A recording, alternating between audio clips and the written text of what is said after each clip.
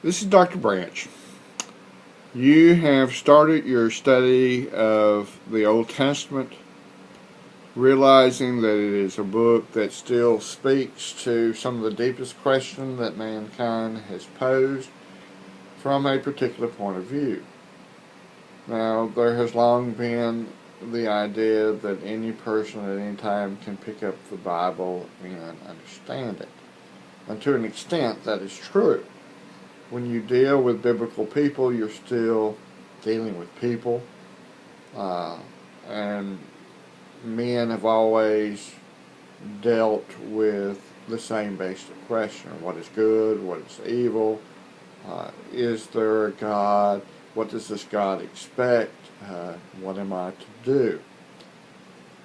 And the Bible proposes many answers to this, although whether that answer has totally been consistent over the ages, whether God has changed his mind or not, is up for debate.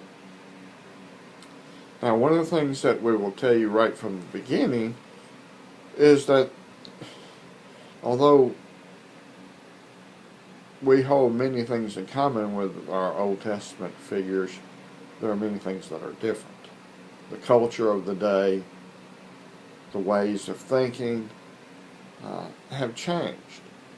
And if we don't take this culture into consideration, then we will fundamentally misunderstand the message of the Old Testament.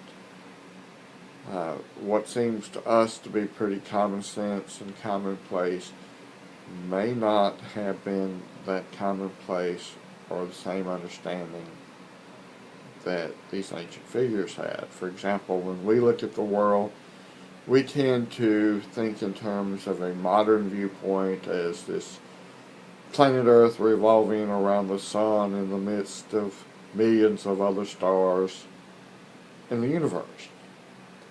The ancient world viewed this quite differently. They thought of a three-storied universe, the heavens above, the earth in the middle, and that which was underneath the earth.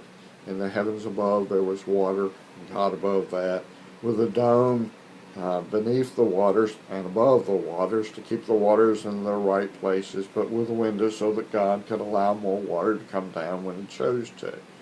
Underneath the dome, at the top of the earth, of course, are the clouds and the sun and the moon. A very different viewpoint, the modern viewpoint. There was the earth and everything on it. Underneath the earth, there were waters in the deep. If you read the story of Noah, God not only makes it rain from above, but He releases the waters from underneath the earth. And there was also the shadowy region called Sheol, S-H-E-O-L, which we would say was the ancient equivalent of the idea of hell, which is an older idea. But Sheol probably is more like the Greek idea of Hades, the place of the dead. And as such, it may not be either good or bad, but it is just shadowy and unknowable. Not a place to be desired, which is why you don't got to leave you there. So, when we look at the Old Testament from an academic point of view, we factor in that it is primarily a religious book and contains religious ideas, but we're not expecting you to believe any one particular idea. We just want to present the material and present different viewpoints of the material in such a way that you can choose for yourself which one you think is correct, or decide for yourself whether any of it really matters or not. Well, therefore, we use some of the findings of social science, historians, archaeologists, and other academic disciplines to investigate what the Bible is saying.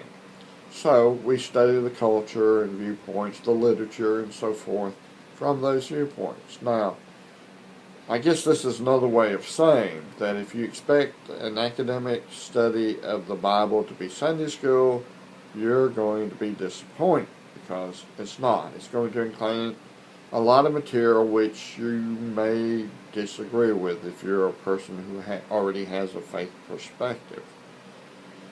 And then again, depending upon the nature of your church, you may find a lot that you do agree with, that you have already incorporated into your belief system.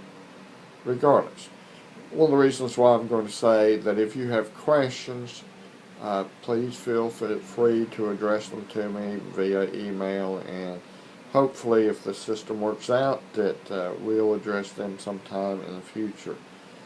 At any rate, I hope that you'll read this with an open mind, and to see the different viewpoints and ask the questions, well, the traditional W's. What? Could this have taken place this way? If I don't believe that, why not? Hopefully it'll be fun. But anyway, it is what it is. And hopefully you'll all do well in this. All right.